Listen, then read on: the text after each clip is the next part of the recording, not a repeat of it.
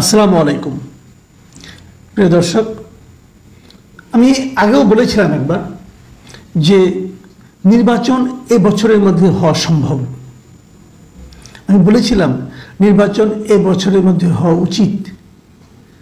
আমি এই কথাও বলেছিলাম নির্বাচন এ বছরের মধ্যে না দিলে বড় ধরনের একটা রাজনৈতিক সংকট তৈরি হতে পারে। শেষ পর্যন্ত এই বিষয়ে একটা ধারণা পাওয়া গেল বিএনপির ৩ জন নেতা সরকার প্রধান উপদেষ্টা যিনি আছেন ডক্টর ইউনূসের সঙ্গে আজকে দেখা করেছেন। বিএনপি থেকে শীর্ষস্থানীয় ৩ জন ছিলেন ফখরুল ইসলাম আলমগীর, সালাউদ্দিন আহমেদ, মেজর হাফিজ। আর সরকারের পক্ষে ছিলেন প্রধান উপদেষ্টা নিজে, ডক্টর আসিফ নজরুল, আদিলুর রহমান খান যিনি আছেন, শুভ্র সাহেব এবং সালাউদ্দিন আহমেদ। বেশ ভালো সৌহার্দ্যপূর্ণ পরিবেশে মিটিং হয়েছে। বৈঠক থেকে বের হয়ে মির্জা ফখরুল ইসলাম আলমগীর যে কথাটা বললেন সেটা হলো যে প্রধান উপদেষ্টা তাদেরকে বলেছেন যে ডিসেম্বরের মধ্যে নির্বাচন অনুষ্ঠানের জন্য তারা কাজ করছেন। এটুকু প্রধান উপদেষ্টা বিএনপি নেতাদেরকে বলেছেন এবং তিনি তারপরে আরো বলেছেন, মানে প্রধান উপদেষ্টা নয়, মির্জা ফখরুল ইসলাম আলমগীর সাংবাদিকদেরকে বলেছেন যে আমরা আশা করছি অতি দ্রুত সরকার নির্বাচনের একটা রোড ম্যাপ ঘোষণা করবেন এবং জনগণের প্রত্যাশা অনুযায়ী নির্বাচনের ব্যবস্থা করবেন। এই হলো মির্জা ফখরুলের সংক্ষিপ্ত আলোচনা। হয়তো পরবর্তীতে আরো ডিটেল পাওয়া যাবে, এতটুকু পাওয়া গেছে। তো মোটামুটি একটা ধারণা পাওয়া গেছে যে তাহলে নির্বাচনটা এবছরই হচ্ছে এবং এবছর হওয়া উচিত। আমি আগেও বলেছি, না হলে বড় একটা বিপাকে পড়ে যাবে এই সরকার। কারণ ওনারা তো দেশ চালাতে পারছেন না, ওনারা তো সাধারণ মানুষের চাহিদা মেটাতে পারছেন না।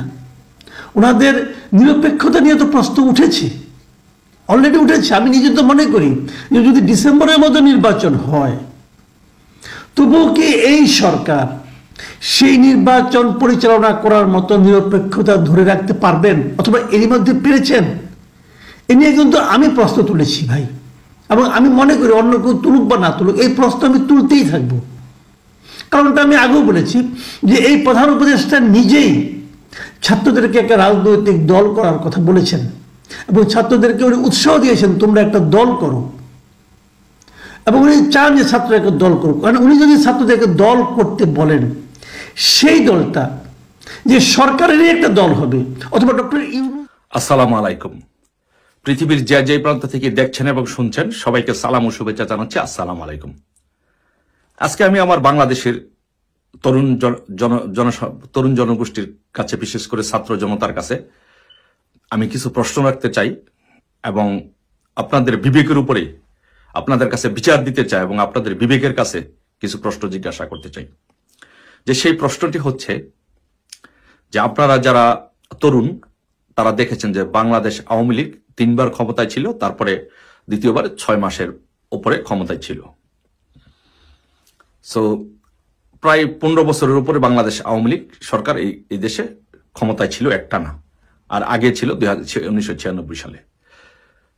আচ্ছা, আপনারা বাংলাদেশে যারা তরুণ সমাজ বা যারা বর্তমানে বুঝেন জানেন, শিক্ষিত সমাজ সহ সকল জনগণের কাছে আমি প্রশ্ন করতে চাই, আপনারা কি বাংলাদেশে আপনাদের জীবদ্দশায় আপনারা কি কেউ দেখেছেন যে বাংলাদেশ আওয়ামী লীগের কোন নেতাকর্মী অন্য সংগঠনের, বিএনপি বলেন, জামাত বলেন বা অন্য রাজনৈতিক সংগঠনের কোন নেতাকর্মীর বাড়িতে আগুন দিয়েছে? আপনারা বলতে পারবেন, দেখাইতে পারবেন এরকম কোন নজির বাংলাদেশ আওয়ামী লীগ সৃষ্টি করেছে? করেনি। আপনারা কি দেখাতে পারবেন যে বাংলাদেশ আওয়ামী লীগ বা কোন আওয়ামী লীগের নেতাকর্মী বা বাংলাদেশ আওয়ামী লীগ কোন অঙ্গ সংগঠন কারো বাড়িতে গিয়ে, কারো প্রতিষ্ঠা বেগম খালেদা জিয়া বলেন বা জিয়াউর রহমান বলেন, কারো বাড়িতে গিয়ে আগুন ধরিয়ে দিয়েছে, কারো স্থাপনায় আগুন ধরিয়ে দিয়েছে, কারো সম্পদ লুণ্ঠন করে নিয়ে গেছে, কারো ব্যবসা প্রতিষ্ঠানে আগুন দিয়েছে? আপনারা এরকম কোনো প্রমাণ দেখাতে পারবেন? দেখাতে পারবেন না। আপনারা আরেকটি কথা বলি, আপনারা কি দেখাইতে পারবেন যে বাংলাদেশ আওয়ামী লীগ কোন প্রবাসীর বাড়িতে আগুন দিয়ে জ্বালিয়ে পড়ে দিয়েছে, যে প্রবাসী পুরা আওয়ামী লীগের সময়টুকু সে বিদেশে ছিল। আমি আমার কথা বলছি, আমি আজকে 14 বছর যাবত আমি আজকে লন্ডনে থাকি।